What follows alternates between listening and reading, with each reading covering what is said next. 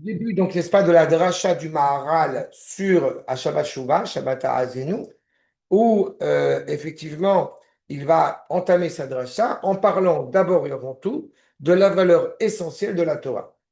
Et d'où il puise cela, et je trouve très intéressant, encore une fois, là encore, un peu du pédagogique, ce que va nous transmettre le Maharal. Voyons ensemble. Azinu Hashamaim, donc Drush Nae, okay, je l'ai pas un truc, mais Drush Nae, les Shabbat Shuvah, Azinu Hashamaim, la suite du verset, Ve'adabera Ve'tishma Haaretz Ve'imre Fi, de toute façon, on va développer ça par la suite, je rappelle, donc, il demande clairement aux cieux et à la terre de se taire et d'écouter ce que Moshe a à dire. D'accord? Be'elu Shne Aktuvim Yesh Ledagdek. Donc, כן. Arishon, Shamar Azinu Hashamaim Belashon Tzivui, c'est un ordre, il demande clairement aux cieux de se taire. Ve'etzel haaretz amar vatishma, Lashon Atid. Premier point intéressant, il demande clairement aux cieux de se taire et à la terre d'être en mesure d'écouter une parole future. Vayal olomar, Ganken, Veshem'i eretz. Alors qu'il aurait pu dire, comme il a dit à la terre, au ciel, tais-toi, il aurait pu dire à la terre, écoute-moi. כמו שאמר ישעיהו, שמעו שמיים והאזיני הארץ, comme il va dire justement Ishayahu, étrangement à l'inverse de Moshe Rabbeinu va dire aux cieux, taisez-vous, et à la terre, tu vas m'écouter. Là, Ishayahu a dit aux cieux, écoutez, et à la terre, d'écouter plus proche de la terre, les plus proches de la terre. Il y a un maître chassidique qui dit, justement, entre Moshe et Ishayahu, on pourrait penser que comme Moshe, il est plus proche du ciel, donc il parle comme ça au ciel, alors que Ishayahu, qui est de moindre envergure que Moshe, il dit à la terre, à Azini, la Azin, c'est tendre l'oreille. À la terre, tend l'oreille, parce qu'il est plus proche de la terre. En réalité, dit ce maître, Ishayahu, il a une valeur supplémentaire. Pourquoi? Parce qu'il est en terre d'Israël. Quand il dit à la terre de l'écouter, il est plus élevé parce qu'il est plus proche de la terre d'Israël. Donc on peut les lire de deux manières. Ce qui est indubitable cependant dans ce parallèle entre Moshe et Ishayahu, c'est que tous deux disent aux éléments de la création de se taire. Il faut avoir du plan, il faut avoir de l'envergure pour dire taisez-vous, je parle. C'est ça qu'il va nous dire déjà. Mais le Maharal va développer ça. Hacheni, c'est pas Hacheni, Shamar ve'adebera, va'aloloma, daberi, que Moshe Amar, il m'effrie. Vous voyez, on a dit au ciel, tais-toi, et à la terre, tu vas m'écouter. Et Ishayahu va dire pareil, je vais parler. Et non, écoute, tends l'oreille. Toi, Aïnian la'atzmo, Ishayahu va marquer pi Hashem diber, puisque c'est au nom de quel groupe je vais parler. Le cinquième point qui est important est dans notre paracha. Achamish Shamar Ya'arov Kematar. Donc, bien, tu vas faire couler la pluie, tu vas laisser déborder la pluie, on y reviendra. Lama Utsrar Kolatearim Aelu, Ya'arov Kematar, l'ikrit, Azelaketal, Amarti Keseirim, Alay Deshe.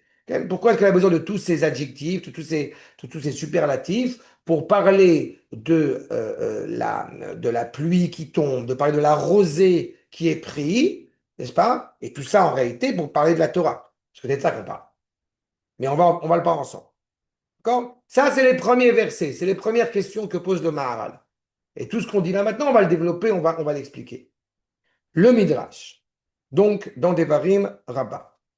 Amar HaKadosh Baruch Hu, אם אתת אוזנך לדברי תורה, כשתבוא לפתוח בדברי תורה, הכל משתתקין לפניך ושומעים דבריך. כשם שהטית אוזנך לשמוע דברי תורה, ומהיכן אתה למד ממשה רבנו עליו השלום, שעל ידי שהיטה אוזנו לשמוע דברי תורה, בשעה שבא לפתוח בדברי תורה, נשתתקו עליונים ותחתונים. טוב, la phrase elle n'est pas finie, mais je m'arrête parce que sinon, pour qu'on explique. Qu'est-ce qui est important? Je vais volontairement le dire de la manière suivante. Qu'est-ce qui est important quand je vous enseigne la Torah? D'abord et avant tout, c'est moi. C'est pas? C'est que je m'écoute parler. J'espère que vous allez comprendre mon humour quand même. Je m'écoute parler parce que quand même, je suis le plus important dans l'histoire. D'accord? Vous voyez pourquoi je suis têtu quand je suis avec certaines personnes qui malheureusement n'ont pas entendu ça de cette forme-là, qui ne sont pas capables d'entendre. J'ai souvent coutume de dire, je ne me déprécie pas, mais ce qui est fondamental quand on étudie ensemble, c'est le Maharal, c'est pas David Benita. Pourquoi? Parce que je veux écouter la Torah. Ce qui m'importe, c'est d'écouter la Torah.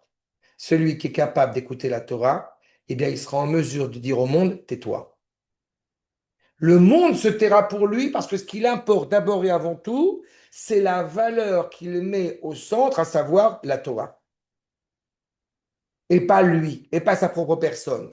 Pour cela, il est nécessaire, bien évidemment, de tendre l'oreille. Si je reprends encore une fois, dis à Kadosh Baruch Hu, si tu tends l'oreille pour les paroles de Torah qui vont venir s'offrir à toi, les Torah, livrés Torah, tout le monde se tait. Akol mishtatkin efanecha. Et tout le monde entend ta parole. Keshem she'eteta oznecha lishmoa divrei Torah. Puisque de la même manière que toi, tu as fait cet effort pour tendre l'oreille, pour être fidèle à cette parole de Torah. Je vous rappelle qu'il dit cela à sa communauté. D'accord? Comprenez, on dit en hébreu shmous. Vous comprenez la sirhat moussar, la leçon de morale qu'il est en train de leur donner en pleine tête. Taisez-vous, je parle. Ça, vous dites ça aujourd'hui dans certains milieux, mais vous faites tuer. C'est ça qu'il est en train de dire. Celui qui est capable de tendre l'oreille pour écouter la Torah, eh bien, il sera en mesure de faire en sorte que le monde se tait. D'où on apprend ça, nous dit-il, mais Ranatalameh, mais Moshe Rabbeinu. Qu'est-ce qu'a fait Moshe Rabbeinu? Allah Shalom.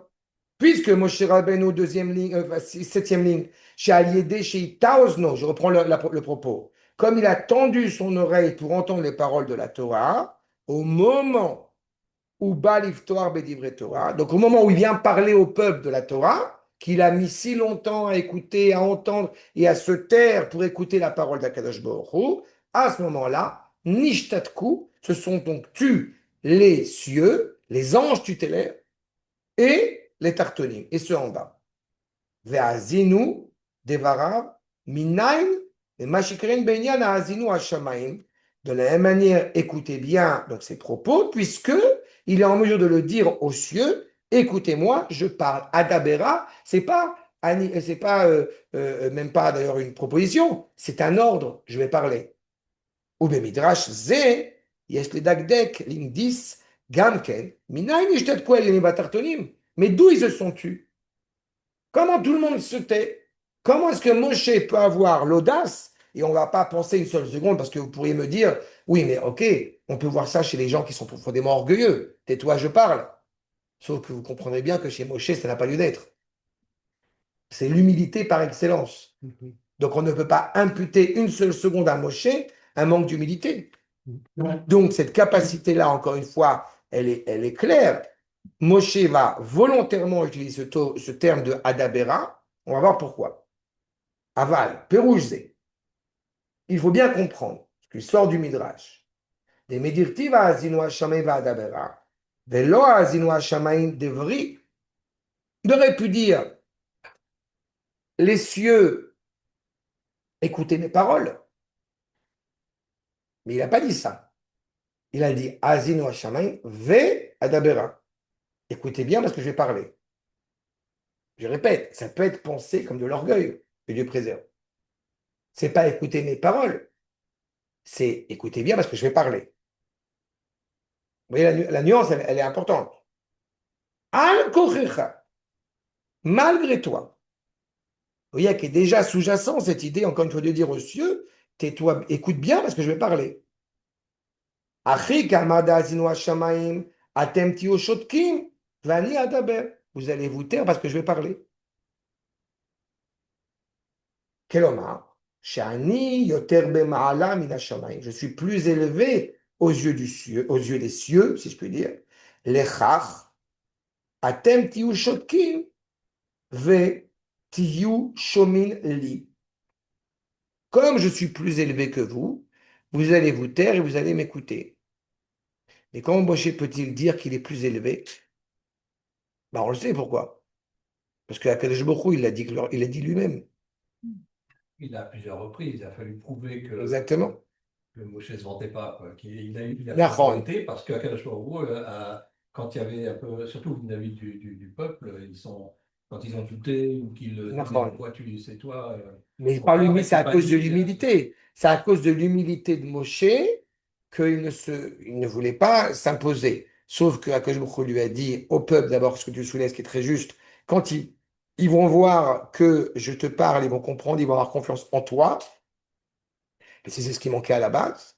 Et vis-à-vis des anges tutélaires, quand ils se tournent vers lui pour dire, mais comment est-ce un être de chair et de sang, le fils d'une femme, pourrait donner la Torah, que fait Moshe Rabbeinu? Il se tourne vers Akadosh Baruch Hu. Et Akadosh Baruch Hu lui dit, bah, réponds-leur. Mais ce qui est fabuleux dans cette histoire, dans le Midrash, ce que je trouve génial, c'est que c'est pas juste réponds-leur, c'est Akadosh Baruch Hu tape du coude à Moshe Rabbeinu en lui disant, dis-leur ça, dis-leur ça. C'est en gros, je ne comprends pas, à Baruch excusez-moi du terme, t'es pas objectif. C'est ça l'idée. Maintenant, je me permettrai, pour que vous compreniez bien la problématique, le Rav commence, effectivement, c'est Shabbat Shuvah, le Rav introduit cette notion de se taire au profit de la Torah. C'est quoi le rapport avec la Tchouva? Au sens où on l'entend en général, pas le premier cours, au sens où on l'entend en général. Mais en réalité, Rabota, qu'est-ce qui a fait que malheureusement on s'est trompé et on a eu quelques obstacles et quelques erreurs, on va dire, pendant l'année? C'est qu'on n'a pas écouté. C'est aussi simple que ça. On ne sait pas se taire. On ne sait pas ce qui est. Oui, tout à fait raison. On ne sait pas se taire ou on n'a pas su écouter. Et tu as tout à fait raison, c'est dans ces deux dimensions-là. C'est ça la problématique.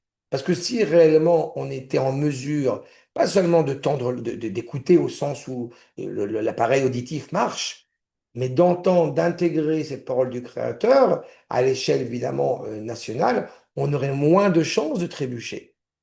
Et quand je dis on, sois bien clair, c'est pas du tout méprisant de ma part, c'est on, je m'inscris dedans, hein, on est tous on est dans le même bateau. C'est évident que cette première problématique-là est indiquée.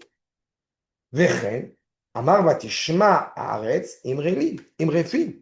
Et comme le Ramahara l'a soulevé depuis tout à l'heure, on voit bien qu'aux cieux, il parle au présent, alors qu'à la terre, il parle d'une réalité future qui va être en mesure d'entendre la parole de Moshe Rabbeinu. Ça veut dire qu'on prend en considération qu'il est possible que ce que je vais dire maintenant, tu n'es pas en mesure de l'intégrer et de l'entendre maintenant. D'accord? כלומר, שאף על גב שאין imrefi, ve'ani basar vadam, même si ce sont des paroles qui viennent de moi, je vous rappelle que tout le livre de Devarim, Moshe Rabbeinu parle lui-même d'un bout à l'autre, du début jusqu'à la fin du Sefer Devarim. Il n'y a plus je veux dire, cette apparition d'Akadosh Baruch Hu, n'est-ce pas? Mais bien que je sois un être de chair et de sang, Yesh lachem lishtok velishmoa imifri. Malgré tout, vous avez à vous taire et à écouter, eh bien, le son de ma voix, écoutez ce que je vais dire. Mipneze, amar azinu hashamayim vatishma. כלומר, שאני גוזר על השמיים, vous voyez, le terme très fort, je décrète que les cieux doivent se taire et qu'ils doivent écouter ma parole. Les daber, vaishma devarim, les daber a une connotation forte par rapport à imri fi lomar, qui est une parole plutôt douce. Les daber est une parole dure. On parle des 10 paroles, à Seret et Diberot. On a traduit par commandement parce que c'est pas toujours facile à comprendre la nuance entre le monde a été façonné par 10 paroles, et Serma Amarot, et on a reçu 10 Diberot. Les Daber et l'Omar n'ont pas la même intonation, la même densité de langage. Ou Mimele, si vous êtes capable de vous taire dans les cieux pour écouter ce que j'ai à dire, il est évident que Tishma Haaretz Imrefi, She'en Haaretz Bechashivut, Kemo Shamayim. C'est comme si on assistait à, je ne sais pas, grand colloque, et puis il y avait une petite personne qu'on ne connaissait absolument pas, et alors apparaît, je ne sais pas, le Rabbi Yaakov Shapira, le Rosh Yeshiva de Merkaz Harav, et qui vient lui serrer la main chaleureusement. Tout de suite, on va se dire que si le Rabbi Yaakov Shapira, il va comme ça embrasser chaleureusement, serrer la main de ce petit blanc-bec, j'ai d'autant plus, moi, intérêt à le respecter. Le rapport des cieux par rapport à la terre. Mais Kolze, Mipnei Torah shei shel Talmid Chacham. Comment cela est envisageable réellement? C'est à ce moment-là, d'ailleurs, je reviens, c'est la preuve, mais extraordinaire, que la Torah est la Torah du Talmid Chacham. Donc, ça soulève une question que je vais essayer de soulever, mais juste après que le Masgan se soit rallumé. J'avais un peu froid. On va le placer, c'est pour ça. Hein? On va mettre le rafle ici. Oui, Oui, il faut inverser, oui. Ah non, il y a un truc de courant. Le courant, c'est pour ça que je l'avais mis. C'est le Sénégal, Isaac. Bah oui, là, il est sympa. Voilà, c'est bon. Encore une fois, Moshe a une bouche physique, d'accord, une bouche biologique. Et pourtant, il insiste en dépit de ça, écoutez ma voix. La Torah est mienne. La grandeur d'un Talmid Chacham est justement d'arriver à transformer cette Torah en étant sienne. Ce qui pose une question très intéressante par rapport à la place du prophète, par exemple. Le prophète ne fait que recevoir la parole d'Akadosh Baruch Hu et la retransmettre. Comme nous enseigne notre Chachamim sur le fait que le Chacham est préférable au Navi, parce qu'en réalité, le Chacham, il a réussi à forger sa propre Torah. Évidemment, je vous rappelle que pour pouvoir forger sa propre Torah, il est impératif, il est fondamental de bien comprendre le sens des bénédictions qui précèdent, n'est-ce pas, l'étude de la Torah. Le fait d'être capable de reconnaître que la Torah est sienne, c'est-à-dire sienne, celle d'Akadosh Baruch Hu, Natane Torato, à partir de ce moment-là, je suis en mesure de reconnaître la Torah et de la faire mienne. C'est la preuve d'un Talmid Chacham. Pourquoi c'est comme ça? Parce que je l'ai dit. Mais la vraie Talmid Chacham, justement, c'est avec cette fidélité, avec cette idée consciencieuse, encore une fois, de continuer à être, comme son nom l'indique, élève d'un Chacham, et donc de continuer à être le maillon dans la chaîne pour transmettre une Torah authentique, mais qui est sienne, qu'il a une manière particulière à lui-même de transmettre, et qui a un message soit évidemment fidèle et cohérent. Et Chachama, Ve'adabera, c'est moi qui vais parler. Sha Torah est Sheli, puisque la Torah est mienne. Et la preuve, il n'y a même pas besoin d'avoir une preuve. Torah Moshe. Il n'y a pas écrit Torah Malar Gabriel. C'est Torah Moshe. La Torah, c'est Torah Moshe.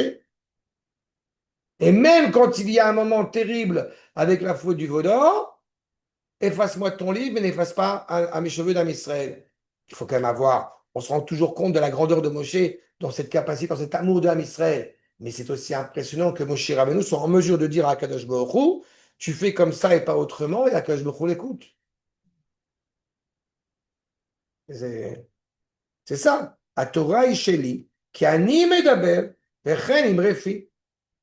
Et Zé Shaya, donc cette idée-là, encore une fois, d'être en mesure de parler, alors évidemment, justifie sans aucune retenue, beaucoup de travail, beaucoup d'études, beaucoup d'engagement, mais à côté de cela, cette capacité justement, encore une fois, à reformuler, à retransmettre une Torah qui soit authentique. Alors, ça m'importe, encore une fois, de mettre en évidence ce point-là. On a tellement de gens qui parlent. Tu as dit d'ailleurs justement, c'est Pasteur, je trouvais que c'était génial cette remarque, parce que on a tellement de gens qui parlent aujourd'hui. On a tellement, je vois sur le SMS que je reçois, s'il y avait des élections maintenant, pour qui tu voterais? Combien on en a et je réponds pas à ces trucs-là. C'est vrai qu'on est, On est assailli de tout. Qu'est-ce que tu penses de ce qu'il a dit truc, de ce qu'il a dit machin, J'étais interviewé dans un journal qui va sortir là, sur le digital et le journaliste, il était impressionné parce que j'ai dit des idées que j'assume pleinement. Apparemment, c'est rare maintenant des gens qui disent des idées, qui les assument. Mais bon, je m'en fous, j'ai rien à perdre de toute façon. Mais le fait est, c'est que oui, j'assume. J'ai dit les choses, j'ai développé. Et celle qui l'accompagnait, qui est une juive qui habite en Israël, ça lui donné elle m'a dit une bouffée d'oxygène parce elle a ressenti que c'était un cours de Torah que je faisais à ce type-là pour lui expliquer certaines choses qui me paraissaient essentielles, quitte à le remettre en place, quitte à remettre en cause à chaque fois quand il disait un propos qui n'était pas exact. Parce que français? c'est un journal français, digital, d'intellectuels, juifs et non juifs. Mais quand je recevrai l'article, je t'enverrai avec plaisir. Mais bref, mais c'est exactement ça. C'est-à-dire qu'on est tellement assailli aujourd'hui de paroles vaines qu'on finit à oublier celui qui a vraiment une parole qui a un sens. J'ai eu le privilège, comme vous le savez, de lire, de dévorer notamment un homme que vous connaissez, Monsieur Benjamin Gross, mais quand vous lisez ce qu'il écrit, mais il n'y a pas, si je parle dans les penseurs francophones, mais il n'y a pas un mot qui n'est pas à sa place. Chaque mot qui va tenir, c'est de l'or. Sans parler Birkal de Manitou, sans parler de tous ces maîtres, encore une fois, qu'on a pu croiser. C'est le mal D'autant fondamental plus, mon cher Abeno. qu'ouvre notre époque, c'est qu'en fait, il n'y a plus de filtre. Je C'est pense ça. que par le passé, il n'y a pas si longtemps, jusqu'à il n'y a pas si longtemps, il y a un système de filtrage qui faisait quand même que ceux qui parlaient, ils avaient une certaine légitimité à le faire. Par C'est ça, tu as tout à fait raison. Aujourd'hui, tout le monde la ramène. Ah oui, oui. Et surtout, non seulement tout le monde la ramène, mais tu n'as aucun moyen de non. faire une pondération sur lui. Bon, Et on a le droit. Mais on l'écoute pas. Et on a le droit. Lui, Il ne connaît rien au sujet, mais il a le droit. Voilà, C'est exactement cette En fait, on est dans un problématique-là. groupe d'experts. C'est exactement ça. D'experts. Je trouve ça génial. C'est une deuxième heure. Je trouve ça qui m'amuse beaucoup. C'est pour ça que j'ai arrêté de me casser la tête avec certaines personnes. Ça ne sert absolument à rien. Ils ne savent pas de quoi ils parlent, mais ils parlent. Et les statistiques sont faussées, et les penseurs sont faussés. Mais j'ai le droit d'avoir mon opinion. Oui, mais tu as étudié quelque chose pour pouvoir avoir une opinion. De quoi tu parles? Mais là aussi, ce qui est fabuleux, c'est que tu as des gens qui s'enrichissent en étant des experts d'Oria, De rien. mais parce qu'ils sont. C'est le charisme, c'est bien sûr, c'est beaucoup de choses. Mais c'est ça toute la problématique. Donc la première démarche qu'on a, et souvent je vous ai fait je vous ai fait cette remarque à vous-même, mais quand on a été confronté à des personnes à qui malheureusement ça ne plaisait pas, ces propos, je disais, mais ce qui m'intéresse, c'est qu'est-ce que dit la Torah, qu'est-ce que dit le Maharal? Cette capacité à comprendre, il me colle à Kavod, ben non, je me tais, parce que je suis en train de lire une parole extraordinaire, une parole qui a 800 ans d'existence, cette parole du Maharal, et qui, encore une fois, et comme on le sait depuis longtemps maintenant, est totalement contemporaine. Première chose, on se tait. C'est parce que Moshe sais-tu qu'il peut parler maintenant. C'est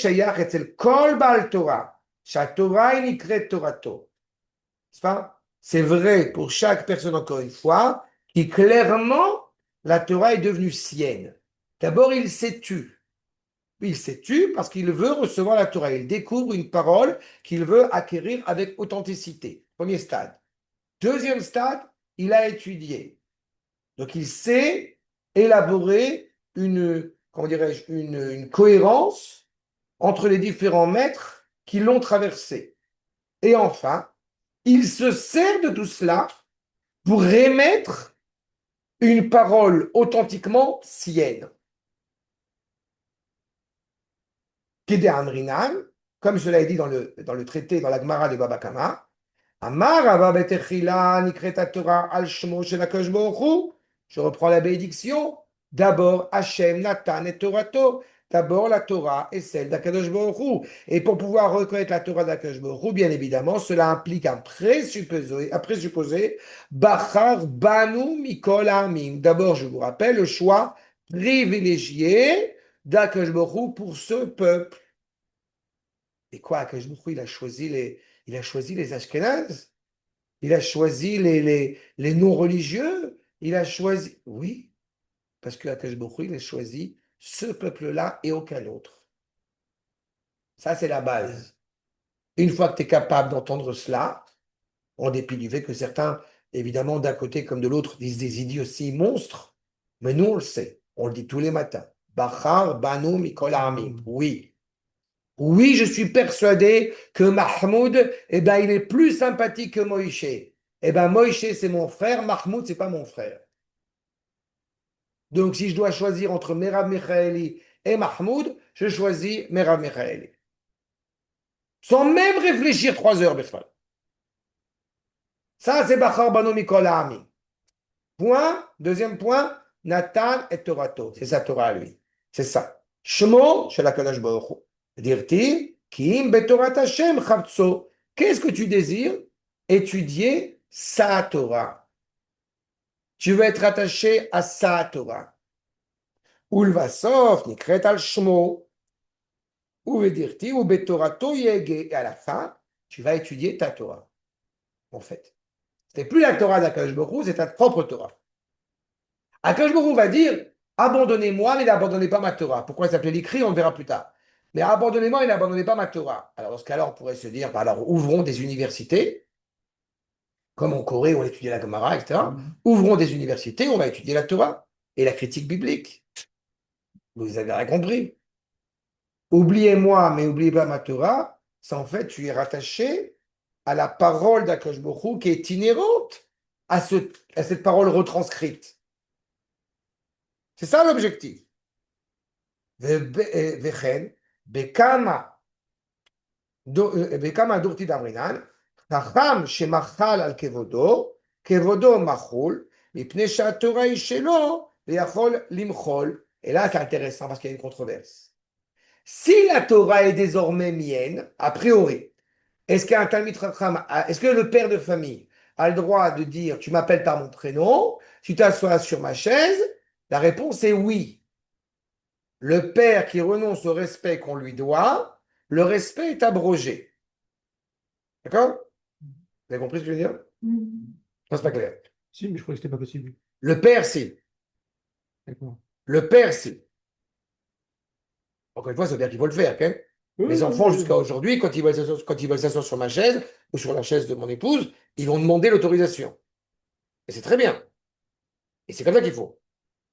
Mais c'est une mitzvah de Horaïta d'appeler ses parents par papa et maman et pas les appeler par leur prénom. Mais si le père disait, appelle-moi David, c'est bon, truc, c'est-à-dire que tu renonces au respect qui t'est dû au niveau de la Torah. Mais si le Chacham renonce au respect qui lui est dû, a priori, et c'est comme ça que va fixer la halakha, eh bien, il n'a pas le droit. Parce que ce n'est pas toi que je respecte, c'est la Torah. Donc, tu ne peux pas renoncer. Mais si la Torah, elle est mienne maintenant, donc j'en fais ce que je veux. Du coup, s'il dit, tu peux m'appeler par mon prénom, il n'y a aucun problème. Si on demande à Manitou, comment est-ce qu'il faut l'appeler? Réponse, appelle-moi comme tu veux. Et aujourd'hui, c'est dangereux, on est obligé de confronter cette problématique-là. Et non, c'est un Rav Yehuda Ashkenazi parce que les gens, sinon, ils déprécient la valeur du Rav. Et si on demande au Rav Aviner, par exemple, alors le Rav Aviner va dire la chose suivante. Quand je dis va dire, c'est parce que je lui ai demandé, je sais. Il va dire la chose suivante.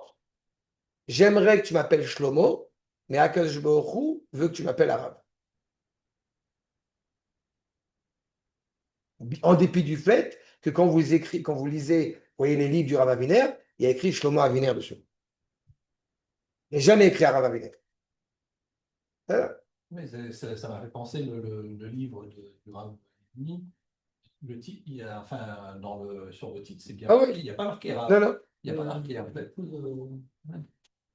Mais c'est une bombe. Voilà. Mais c'est ça qui est volontaire. Donc c'est ça. Mais là, elle te dit quoi, la Gemara? Que oui, il peut renoncer au respect qu'on lui doit, puisque la Torah elle est sienne. Ou Michol Sheken, Moshe Rabbeinu, Alav Shalom, la Torah est shelo, Nikret al Shmo. D'autant plus, Moshe Rabbeinu. La Torah elle est totalement sienne. Parmi les 13 attributs de la Emouna, de la confiance envers Akash Baruch Hu, en aucune manière on pourrait remettre en cause la Torah de Moshe. Elle est au-dessus de tout. La prophétie de Moshe, la Torah de Moshe, parce que Moshe, il est à la fois un Talmid Chacham et à la fois un prophète. Mais en aucune manière, on peut remettre ça en cause. Il est au-dessus de tout. Comment on va l'appeler? Adon Kolanevim. C'est le maître de tout. Il est moitié divin, moitié homme. Hein, qu'en français, c'est très dangereux de dire ça comme ça. Ah oui. Mais en hébreu, c'est Chetzio Elohi, Chetzio Adam. Sauf qu'on n'a pas dit quelle moitié. Tu ne peux pas distinguer la dimension, si je peux dire, divine chez Moshe Rabbeinu. C'est très impressionnant. Et c'est ça. Pour qu'on en soit arrivé au stade où on ne peut pas savoir où il est enterré, pour surtout pas en faire une idole. J'ai oublié que le veau d'or à la base, selon la majorité des maîtres, c'est en rapport à Moshe Rabbeinu, pas en rapport à Kadosh Baruch Hu. Dirti, Zichut Torat Moshe Avdi. Regardez l'humilité à la fois d'Akadosh Baruch Hu, si je puis dire, qui dit rappelez-vous la Torah de Moshe, mon serviteur. Et Moshe, justement, qui investi par le roi lui-même, dire je vais parler.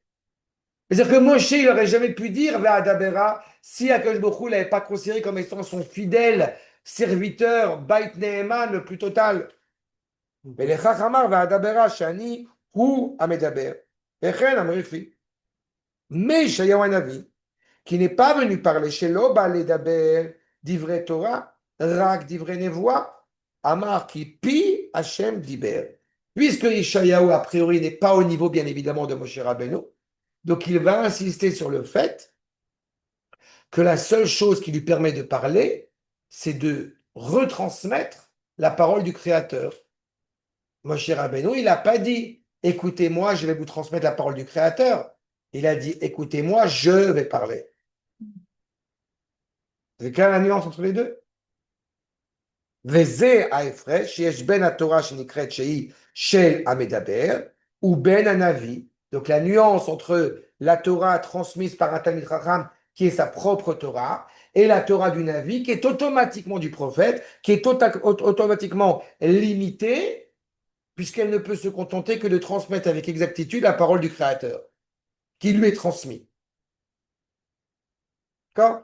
Est-ce que le Navi, est-ce que le prophète, a priori, s'il est juste prophète, peut-il dire vous ne gênerez pas le jour de Kippour? Il ne peut pas. Est-ce que le Chacham peut le dire? Oui. C'est clair la nuance? Maintenant, ça peut être très dangereux. Parce que si évidemment le Chacham, il le dit, mais qu'il n'est pas habilité à le dire, évidemment, ça a des implications évidemment qui sont dramatiques. Mais là, c'est pas de ça qu'on parle, bien évidemment. Donc, chez Médéa Ben Evoa, chez Nevoa, Minakash Baruch Hu, puisque toute la parole de la prophétie n'est que la retransmission de la parole exacte du Créateur. Et là aussi où c'est très important, c'est que, je pense que vous l'avez en tête, Vaidaber Hashem el Moshe les morts, Akash Baruch Hu parle à Moshe, voilà ce que j'attends de toi. Si je traduis littéralement pour ne pas vous perdre, Akash Baruch Hu parle à Moshe pour dire. Ça veut dire, il y a un point I, il y a un point A, tu dois arriver au point B. Comment tu vas encourager le peuple à arriver au point B? C'est ton problème. C'est les morts. Donc, la grandeur du Talmid Chacham, c'est d'être en mesure, pas de manipuler, que Dieu préserve, mais de faire en sorte que le peuple arrive du point A pour arriver au point B, qui est la volonté du Créateur. Le prophète n'est pas là pour expliquer comment arriver du point A au point B. Le prophète, il est là pour dire voilà quel est le point B. Avec les morts, c'est pas avec Vaidaber. Vaidaber, c'est un langage plus dur. Oui, mais c'est la finalité. Vaidaber, c'est je parle. D'accord, mais c'est pas le langage que tu utilises sur David. Non. Il est mort. Il va être... Non, pas obligatoirement. Obligatoirement. Pas obligatoirement parce que tu vois bien qu'il y a des prophètes qui ont risqué leur vie, qui sont prêts à aller en prison, mais ils ont l'obligation de transmettre. Un des prophètes que tu connais très bien, c'est Yosef Hatzadik. Il est obligé de raconter le rêve qu'il a vécu. Et l'implication, on s'en rappelle, on avait fait une série de cours sur les rêves de Yosef et sur le rapport avec ses frères. Mais il a fait ce que la Torah attendait de lui. Il doit transmettre ce rêve. Sauf que ceux qui sont en face ne sont pas prêts à l'entendre. Alors que le Chacham, et en cela évidemment Talmid Chacham, il arrive aussi à sonder ce que l'autre est capable d'entendre. Donc, il faut quand même, Oui, c'est mais une force, c'est un acte voulu. Tu as tout à fait raison. De la même manière que la Havdil, tu as aujourd'hui notre Premier ministre qui doit être en mesure de gérer le peuple et dans sa complexité. Une des raisons essentielles dans cette même conception pour laquelle, évidemment, on m'a déjà eu l'occasion de me demander pourquoi je ne me lance pas en politique, parce que ce n'était pas mon message. Je ne suis pas là pour transmettre, en tout cas c'est comme ça que je reçois la Torah, je ne suis pas là, et j'en paye le prix, crois-moi, je ne suis pas là pour transmettre quelque chose qui va dans le sens du poil, comme dirait Arnaud. J'ai une volonté de transmettre la parole de Torah telle qu'elle est. Celui qui veut l'entendre, tant mieux pour lui. Celui qui ne veut pas l'entendre, mais c'est pour ça que je n'ai pas la prétention d'être un Talmid Chacham. Et je parle ça pas avec une fausse modestie, parce que c'est ce que le Maharal va dire dans 2 secondes. Lui, la grandeur du Maharal qui dit « Je ne suis pas à la capacité de Moshe, mais malgré tout, je vous demande de vous taire. » Il faut que je m'arrête là, mais au moins finir peut-être ce paragraphe-là, puis on poursuivra la prochaine fois. Voyez, Torah, je reprendrai. Veze she'amru, Chazal, Chacham adif minavi. Donc le Chacham est préférable au prophète. Mipne ki a Chacham shemedaber divrei Torah, o divrei Chochma, a Torah, o a Chochma, i shelo. C'est pas? Le Chacham, il peut tenir des propos qui sont inspirés par la voix prophétique, mais il est d'abord animé par cette sagesse. Je vous rappelle, Chochma, Koach, Ma, la force essentielle de l'essence, si je peux dire, de l'homme. Ma, c'est la racine du mot Mahout, l'essence, Chochma, la force de l'essence, et j'ajouterai Ma, Gematria, Adam. C'est ce qui fait de Adam d'être Adam. C'est cette capacité à s'approprier la parole d'Akadosh Baruch Hu. Puisque l'homme est, on le verra avec la suite sur les versets de la parole de Tzavim. Lo bashamayim hi, lo me'ever layam hi. Elle n'est pas au-dessus du ciel, elle n'est pas au-dessus de la mer. Non, Karov, elle est là, la Torah. Velochen anavi. Les fiches anavi, mais Adam Mitzvah Ruach HaKodesh, il est animé par un souffle de sainteté. La parole d'Akadosh Baruch Hu parle, la nuit, tu vois. Puis Hachem diber. Velo nikra sheu shelo. Cette Torah n'est pas à lui. Velechach adif chacham minavi. La volonté d'Akadosh Baruch Hu, c'est que nous vivions la Torah ici sur terre. Je vous remets encore une fois avec cette dimension où il dit abandonnez-moi, mais n'abandonnez pas ma Torah. En réalité, c'est-à-dire que la volonté d'Akadosh Baruch Hu, c'est que cette Torah soit vécue ici sur terre.